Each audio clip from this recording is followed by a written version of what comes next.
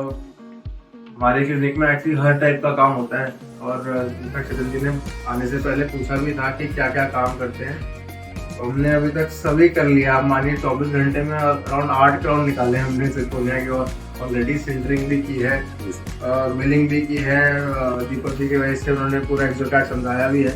It is been a great experience. अब बस looking forward to doing everything on our own. PMMA, titanium, milling, wet, dry. Mostly wet milling करेंगे जैसा आपने recommend किया, it is better. We will stick to that and hopefully आपका support रहेगा हमारे साथ। But it is a beautiful milling. It has been a very pleasant experience. Thank you sir.